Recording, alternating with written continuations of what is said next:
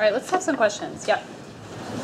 In reference to what Nick originally said in your statement about the value of games in and of themselves as a learning tool for learning systems, which I, for the most part, agree with. But I teach a course at Stony Brook University in game programming, and I had a student who was asking me some questions about algorithms in the course about texture flipping in my office hours. There were two students there, and so one of them, I knew that texture flipping was used to degree in World of Warcraft. I asked if he had a World of Warcraft account. So he logged into his account, and one of the other students told me, as a joke, he said, type /played. I don't know if anybody knows what /played does. It tells you the number of hours the player has played. And it said for that student, 112 days. Now, it's not 112 different days where the student is logged on. It's in the past year and a half, 112 days, meaning every hour of 112 days in a year and a half. So the question for me is, the first 10 days, that's 240 hours the student was logged in. I think the student learned the entire system, right? So the question is, for the rest of that time, we want to fill that with learning. How do we fill that time with learning? Once you've learned the system, then we want them to learn other things. And most people who play online, they get in systems like this, they learn the system very early, and then we want them to learn other things after they've learned the system. Did you ask him what else he was learning? Did you ask him what else he was learning? I mean, it would be interesting to have a discussion.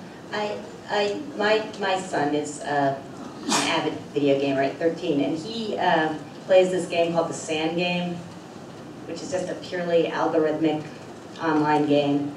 And he understands it very well. I mean, he's logged many, many hours into it, but he spends a huge amount of time on the forums discussing modding and collaborating. I think he's continuing to learn through that social interaction on the forums. But I don't know if that could apply to World of Warcraft. I guess with this particular student, he has been my reference for any time I have a reference to the World of Warcraft. I ask that person in class, and he's my immediate reference. But he's not going to be working, for Blizzard, and he knows every fact about everything in the game, and he'll never apply it for any useful purpose that we determine. In no way will it, in my opinion, improve his. He's not even going to work in game development. He's going to work at Microsoft, but he's not in game development. But in no way does it improve his standing as I can see in society or improve society. I mean, I'd like to fill it with other stuff, perhaps. Sure. Okay, I think it's a very interesting point, because I think there's probably people in this room that disagree with you, and also that agree with you. So, Naomi, were you going to follow up on that, or a different? I was going to follow up on that. I've, for the past couple of years, co-taught and teach a class of Parsons that is a part about World of Warcraft and what people learn in that game and other multiplayer games. And I guarantee you the reason that guy can spend like over 10 hours playing that game is because of the social context. Over 10 hours every day. Right, exactly. And I'm speaking as somebody who's probably spent maybe half that time playing that same game. And the reason it has the extended play value, the reason it is so addictive, is because there's something social going on there, and because that guy is engaging with other people in a social way. And that's also the only reason he bothers to know all this stuff, is because he's interacting with people socially. So there's an enormous amount of learning in that game that happens like after you learn the whole system, where you're interacting with the system with other people. And there's actually some studies that have been done, I think, by Nick Ducheneau and Nick Yee, who have been studying this stuff a lot in the last couple of years, about the kinds of social skills and changes in social behaviors that occur from someone, especially like these intense users who spend a lot of time in guilds, undertaking very, very complex social interactions where you have to coordinate the activities of dozens of people simultaneously.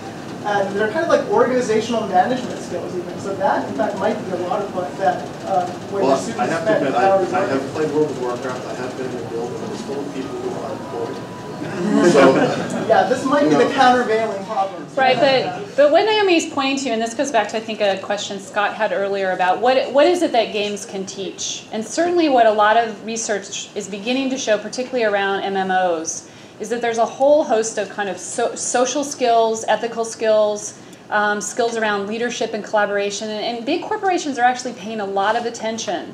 And there was a an article in Business Week, a number of these about, we can come back to you just a sec, that they're valuing when a kid lists that they were a guild leader in World of Warcraft, that actually means something now on a resume, because it begins to point to a set of skills that they would believe that person might kind of bring with them. So it's this question of whether that's wasting time. That's a little bit of the subtext of your comment, is that you would like to fill that space with something else. I agree with you to an extent. I think that if you're looking for a skill set that people have, that's part of it. That may be 30% of it, but with these people, it's 100% of it, or it's 80% of it, and the other part, which is supposed to be 70%, which is knowledge, and which is other sorts of things, is getting squeezed out because the other part is totally filling it. Partially. I mean, I think one thing you're picking up on is that there are certain people that are hardcore at sort of anything you do. I mean, there's people who are hardcore readers as well, and their loved ones may want to get them out of the books as well and do something more useful with them. Oh, you want? Yep. Yeah, I just wanted to say that I think that underlying some of what I'm hearing is a kind of a fetishizing of games that may not be so accurate, and saying, oh, it's the game that's the thing that's going on. And the other way of looking at it is it's the connecting with my peers socially and practicing my social interaction with my peers that's going on. And again, just to make a different kind of analogy, not books this time, you know, I go out to dinner with friends a lot.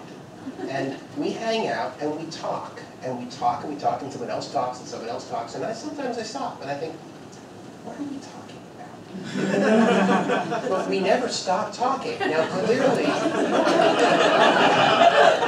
we're learning something. You know, we're picking up on stuff from each other. There's a whole bunch of things, stuff going on. There's stuff that's going to bond us better as friends, and etc. And you know, one could say this is a ridiculous waste of time. You just need food, you eat your food, you go back to work, you do something productive. I mean, learn something, for God's sakes. But because exactly this same process of socialization is happening in the context of World of Warcraft, which is clearly why these kids are spending all this time, it's somehow not seen as the same sort of set of values that we assign to the hours we spend talking to our friends over dinner. Right.